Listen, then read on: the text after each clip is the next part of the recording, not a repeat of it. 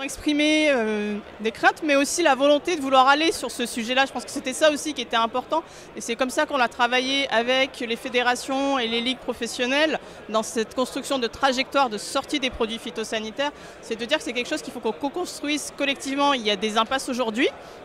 On le sait, mais l'objectif c'est bien de travailler collectivement sur la formation, sur la recherche et même d'essayer de trouver des solutions pour finalement arriver à cette échéance de 2025 avec le moins d'impasses possible. Au-delà de la loi et de l'arrêté, l'objectif c'est bien de cadrer dans une espèce d'accord cadre avec toutes les parties prenantes. Qu'est-ce qu'on pourra mettre sur des sujets de formation, qu'est-ce qu'on pourra mettre sur des sujets de recherche. Ce qu'on sait d'ores et déjà, c'est qu'il y a un besoin de travailler sur un référentiel de compétences commun.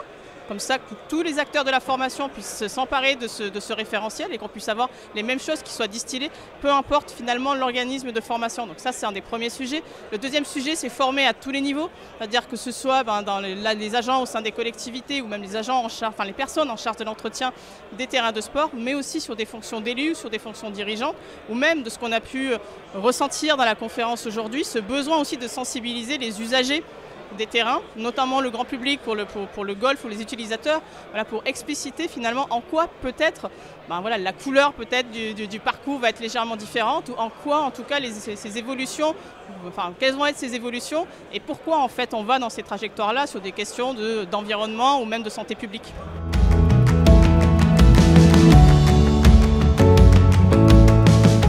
C'est une politique qui est interministérielle, on n'est pas nous en charge en ligne directe sur ces sujets-là, c'est bien une politique du ministère de la Transition écologique et de l'Agriculture, par contre c'est sur notre propre secteur, donc ça veut dire que là-dessus il y a un échange pour amener nous, mettre autour de la table un petit peu tous les experts, tous les acteurs du monde du sport et les experts pour pouvoir finalement aiguiller le sujet et aider collectivement à ce qu'on prenne des décisions qui soient les plus idoines possibles. C'est-à-dire que ce qu'on amène nous, c'est un petit peu le réseau d'acteurs, même si c'était dans ce cas-là déjà fédéré.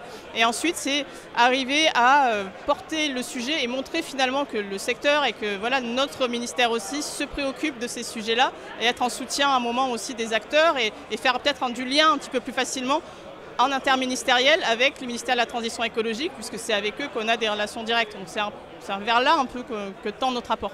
C'est un challenge, je pense qu'on est tous conscients aujourd'hui que c'est un challenge, on est tous optimistes parce qu'on sent qu'il y a une vraie volonté des acteurs de s'engager et de trouver des solutions. Donc du coup, là-dessus, pour nous, c'est important de s'inscrire dans ces sujets-là parce que ce sont nos espaces de jeu. On sait qu'il y a des sujets de dérèglement climatique, on sait qu'à un moment donné, il y a des pressions qui vont être accrues sur les sujets sportifs et on a besoin d'accélérer tous ces sujets de transition.